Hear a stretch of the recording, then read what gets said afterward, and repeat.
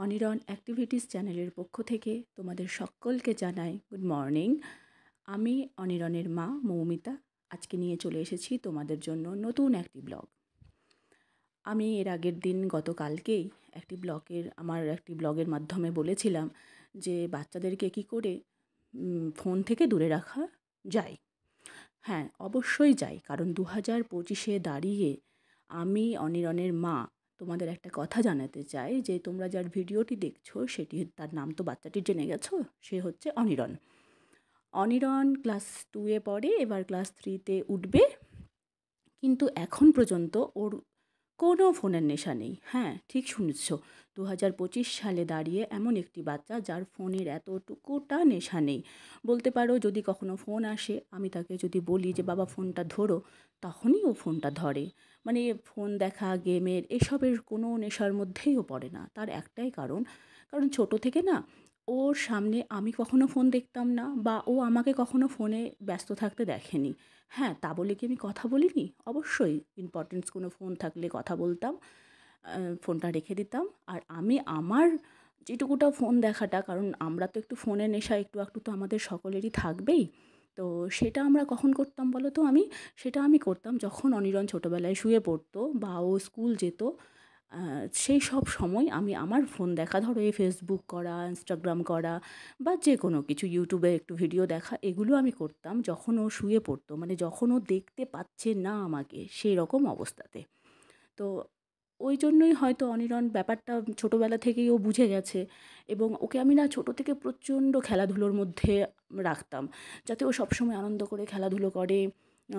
ওর সাথে আমি খেলতাম, ওর বাবা খেলতো, এমনকি এখন পর্যন্ত আমরা ওর পড়াশোনার সঙ্গে সঙ্গে বিভিন্ন খেলার মধ্যে আমরা ওর সাথে ইনভলভ থাকি।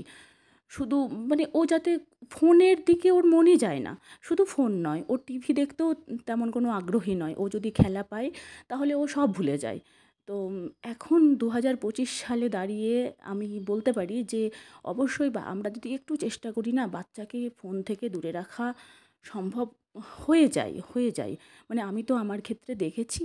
আর আমাকে অনেকেই বলে, তার জন্যই আমি আজকে তোমাদের সাথে এগুলো কথা একটু করে শেয়ার করছি যে আমি ওকে কিভাবে রাখি। তো আমাদের না এই বিভিন্ন কিভাবে রাখা হয়, এই বিভিন্ন কথাগুলো আমি তোমাদের জানাতে চাই। তার জন্য তোমাদেরকে অবশ্যই আমার এই চ্যানেলটি সাবস্ক্রাইব করতে হবে। কারণ আমি এই চ্যানেলটি খুলেছি যে বিভিন্ন অনিরনের, তোমরা চ্যানেলের নাম দেখেই হয়তো বুঝতে পারছো যে এখানে কী দিয়েছি। এখানে নামটা আমি দিয়েছি অনিরনস অ্যাক্টিভিটি। মানে অনিরনের কী অ্যাক্টিভিটি আছে। একটা বাচ্চা যে বাড়িতে, ও ক্লাস 2-এ পড়ে বা 3-তে যাবে, তো যেহেতু আইসিএসসি বোর্ডে পড়ে, তোর পড়াশোনার চাপটাও কিন্তু খুব একটা কম নয়। তবুও আমরা চেষ্টা করি যে কী করে অনিরনকে পড়াশোনার যে ফাঁকগুলো, ধরো স্কুল থেকে আসার টাইম আছে, তারপর ওকে আমি অনেক কিছুতেই দিয়েছি, তোমরা আমাদের সাথে থেকো। ভিডিওগুলি পরপর আমি প্রত্যেক দিন একটা করে ভিডিও অনিরনের শেয়ার করব, তখন তোমরা আরও জানতে পারবে যে অনিরন কী করে। তো ওগুলো বিভিন্ন আরও ওর এক্সট্রা কারিকুলাম আছে, এক্সট্রা অ্যাক্টিভিটিস আছে, ওসব করার পরও আমি ওকে মাঝে প্রত্যেক দিন আমি ওর বাবা একটু করে ওর সাথে খেলার টাইম বের করি। তারপর ওর সাথে গল্প করি। ওর সাথে ও স্কুলে সারাদিন কীভাবে কাটালো, ওর পাশে আজকে কে বসেছিল, টিফিন কার সাথে শেয়ার করেছিল।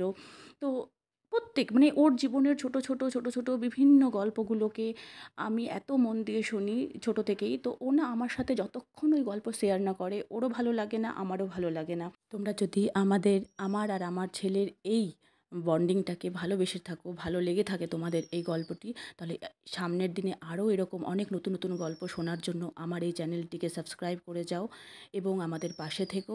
আমাদের ভিডিওটাকে লাইক করো, কমেন্ট করো, আর আমাদের জানিও যে তোমাদের কেমন লেগেছে।